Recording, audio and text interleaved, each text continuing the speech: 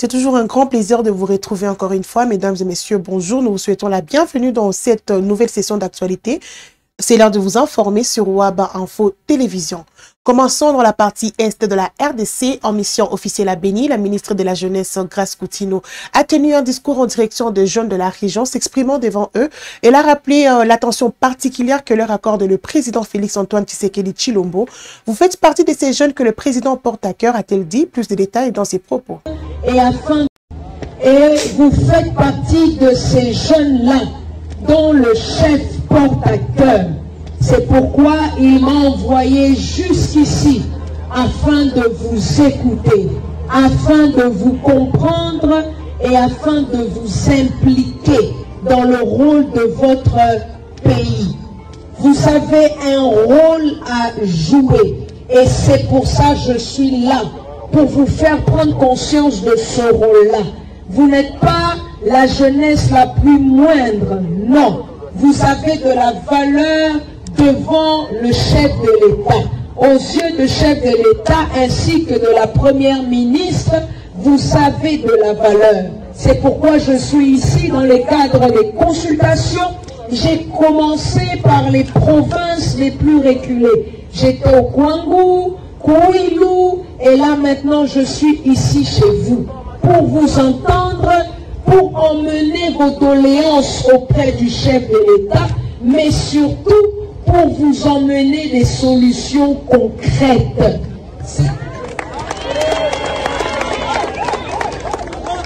C'est ça le plus important.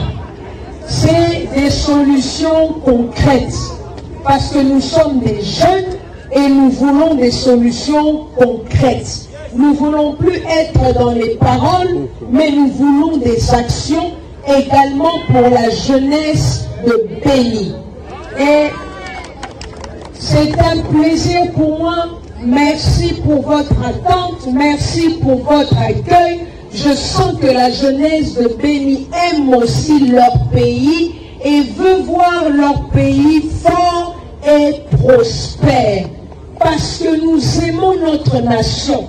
Alors, cette nation, ce pays va devenir un pays fort et prospère. Par l'unité, par l'amour, nous pourrons écrire une belle histoire pour la République démocratique du Congo. Je vous remercie.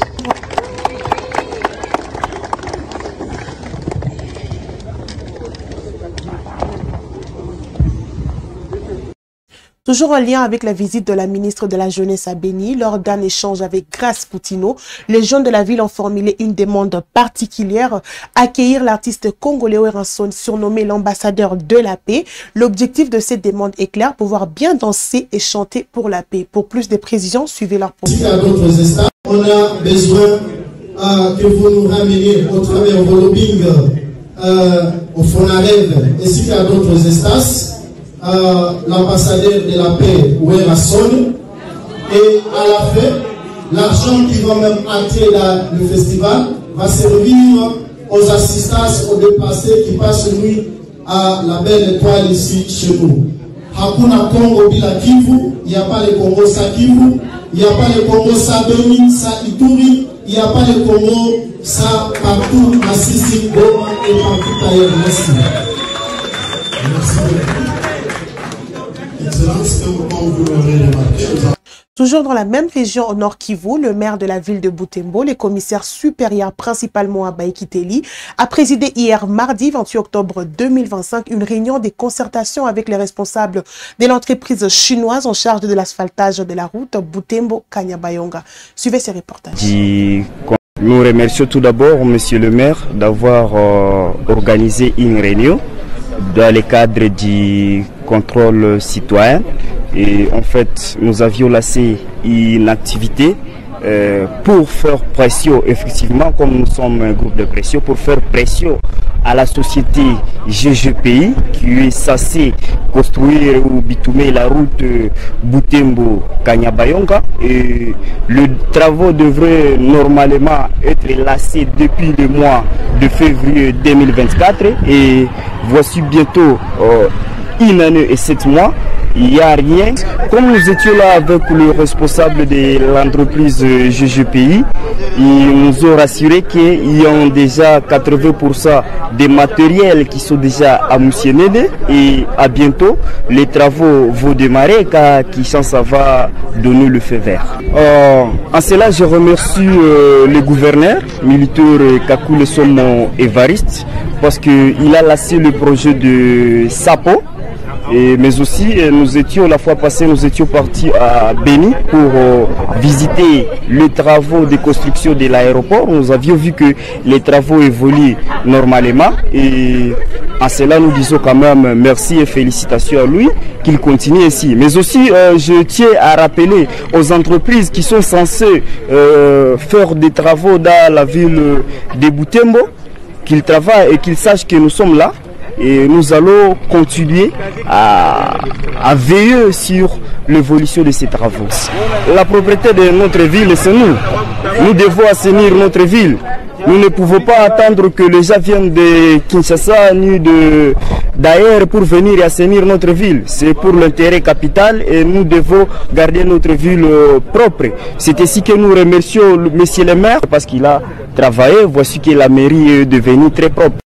En Ituri, le gouverneur militaire, le lieutenant-général Luboya Kachama Johnny, poursuit sans relâche sa stratégie régalienne de la sécurisation des axes routiers et des zones à risque. Ce mardi 28 octobre 2025, 50 motos neuves ont été remises aux unités de FARDC dans la province. Suivez ces reportages. Plus de 50. Le gouvernement militaire de l'Ituri poursuit sans relâche sa stratégie régalienne de la sécurisation des axes routiers et des zones à risque dans la province. Ce mardi 28 octobre 2025, plus de 50 motos neuves ont été remises aux unités des FARDC engagées dans les opérations notamment sur la route nationale numéro 27 et dans plusieurs entités du territoire d'Njougou. Cette dotation concerne non seulement les unités combattantes 11e brigade de réaction rapide, 3201 et 3401 régiment, mais également les unités médicales dont l'hôpital militaire de référence et l'unité médicale d'intervention rapide UMIR, ainsi que la police des circulations routières. Vraiment, te dis merci, mon excellence. On a doté de sous le groupe police de circulation routière, la 3 motos neuves. Vraiment, te dis merci, bravo.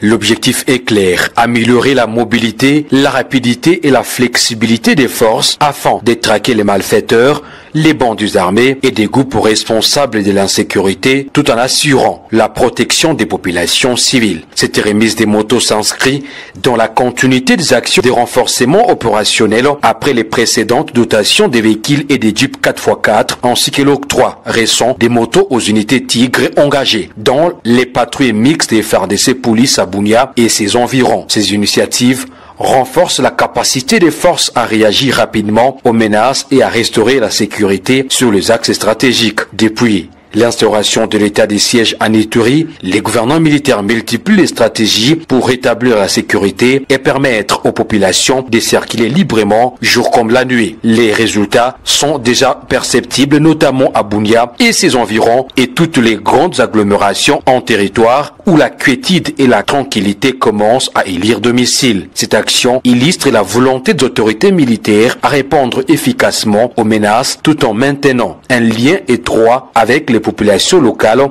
afin de consolider durablement la paix et la sécurité dans la province telle qu'est dictée par les commandants suprêmes et chefs de l'État Félix Antoine Tshisekedi Tshilombo, garant de la nation. Justice à présent, lors de l'intervention finale devant les tribunaux militaires des garnisons de Kinshasa-Gombe, l'adjudant Sarah Ebabi Bongama a partagé un témoignage poignant sur son engagement au sein des forces armées. Ça fait 10 ans que je suis dans l'armée, j'ai servi l'armée et je sers toujours l'armée avec amour, avec bonté et avec beaucoup de volonté, a-t-elle déclaré. Il est dans cet extrait. De 29 ans, le mot de la fin. Mais avant de dire le mot de la fin, permettez-moi de parler juste un peu. Jeune fille aujourd'hui de 29 ans, ça fait 10 ans que j'ai intégré l'armée. J'ai laissé mon fils à 2 ans. J'ai intégré l'armée, issu d'une très bonne famille, avec des valeurs morales. Aujourd'hui, ça fait 10 ans que je suis dans l'armée. J'ai servi l'armée, je sers l'armée avec amour, avec bonté et avec beaucoup de volonté. Et je me présente devant vous pour dire mon mot de la fin devant le ministère public, devant la cour, devant le tribunal et devant le média. Étant que un élément des FARDC, étant que fille, parce qu'il y a des pères, il y a des mères là devant moi.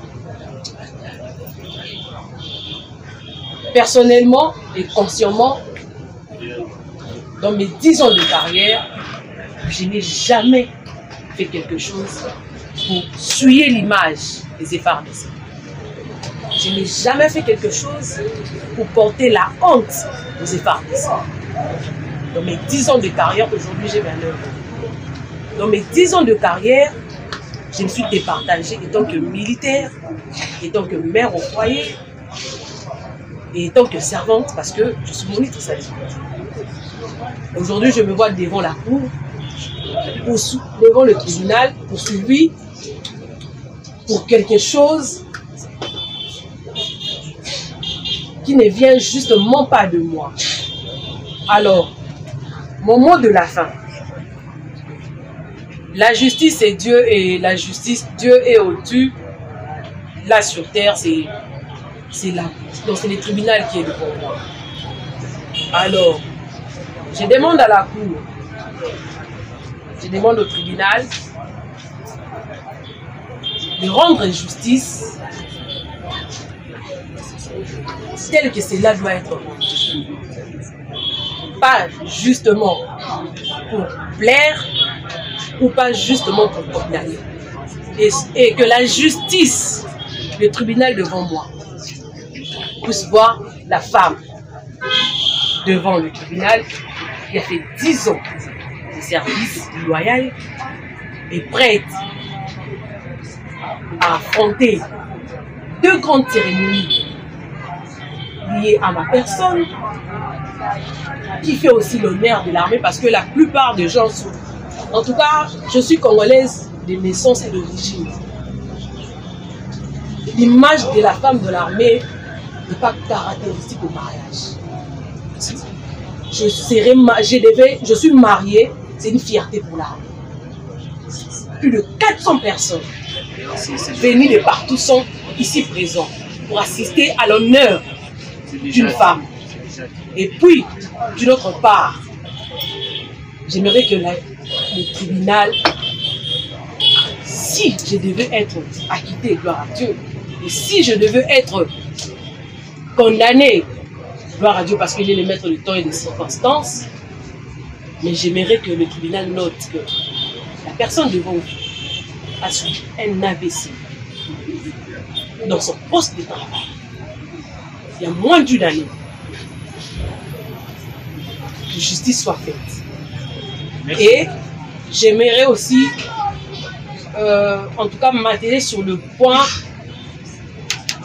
je ne sais pas, mon comportement ou quoi que ce soit. Je n'ai jamais fait l'objet d'une comité de discipline. Moi, devant les autorités, répondant à ce qu'on m'accuse, jamais. J'ai fait 2 ans, bientôt 2 ans, à l'état-major de renseignement. Je n'ai jamais été devant, que ce soit mon chef du département ou que ce soit d'autres autorités de l'état-major Rance, pour être soit interpellé suite à mon comportement ou suite à un problème que ce soit. Jamais. Merci beaucoup. Le tribunal vous a acquittez-moi. Merci. Je déclare clos les débats. Le tribunal fera l'affaire à délibérer pour se prononcer demain. Nous sommes déjà presque 17 h. Vous avez longuement parlé. Donner le temps au tribunal de délibérer. On va se rencontrer demain dans les après-midi à 14 h. Demain à 14 h. La note de tribunal. Veuillez le déposer avant les 14 h. Avant 14 h. Avant 14 h. Pour mettre fin à cette session d'actualité, en mission d'itinérance dans les territoires de Mitwaba, le gouverneur du Haut-Katanga, Martin Kazembe Choula, a lancé un appel fort à la jeunesse locale, l'appelant à se détourner des mouvements insurrectionnels, notamment les milices Mai Mai. Reportage. Mufunga Sampwe, dernière étape de l'itinérance du gouverneur intérimaire du Haut-Katanga dans le territoire de Mitwaba, a chaleureusement vibré à l'arrivée de Martin Kazembe Choula. Ces chaudes poignées de main entre l'autorité provinciale et le grand chef Mufunga en disent long. Après un bain de foule, Martin Kazembe Choula va directement s'adresser à la population de Mufunga Sampwe. Il lui a d'abord transmis les salutations du président de la République, Félix Antoine Tshisekedi Tshilombo, avant de présenter la délégation qui l'accompagnait. Le message reste le même, le renforcement de l'autorité de l'État, le maintien de la paix et la cohésion sociale. Martin Kazembe Choula n'a pas manqué de marteler sur le retrait de jeunes gens des troupes armées. Tumheshimie Baba Fachi Beton, juu anatuletea salama. Umu mwetu province ya Haut-Katanga anatujengea masomo mukadri ya 145 territoire. Administrateur wetu alikuwa yuko natumikia mubiro moya ya ovyo ovyo. Leo biro yabo yuko ya vizuri sana. Banatujengea ma centre de santé. Na anatuletea development pa kufika kusampo ifale kwanza kuweka mashigu ya mingi. Leo tatoka Lubumbashi, balabala natoka ti iko nenda kufika na Kumanono na pita Mitwaba. Ile yote ni juu ya maefort ya Fachi Beton. Na kama iko nafanya ile kazi inapasha kukuye ukimya. Ndio maana tunakuwa kumisensibiliser kama atupende tushikie batoto ya Sampwe juu mko wa vrai patriote. Bashimiseduire juu kwenda kuingia mwile ma mouvement ya ovyo ovyo. Shinjo ba Mai Mai tunawe bizaba. Ule mtu kama anakuwa useme Mungu akulani. Na umudekuraje na umudenonse kuma service iko hapa. Ndio maana mnaona tunatembea napo. Le gouverneur intérimaire a encouragé la population à s'adonner à l'agriculture afin de mettre fin à la dépendance alimentaire. Il a mis à cet effet un lot important de semences, intrants agricoles et un tracteur à la disposition des agriculteurs de Mufunga Sampwe. Heureux de recevoir la visite d'une autorité provinciale dans ce coin de la province, après tant d'années, le grand chef Mufunga et les chefs de groupement ont offert des présents à Martin Kazembe Choula, lui témoignant ainsi leur reconnaissance. Et c'est ainsi que nous mettons fin à cette édition du journal, mesdames et messieurs. Merci de nous avoir suivis. N'oubliez pas de vous abonner si ce n'est pas encore fait, mais surtout, activez la cloche de notification pour être au courant de tout sur Waba Info Télévision. Prenez soin de vous et à très bientôt pour la prochaine édition.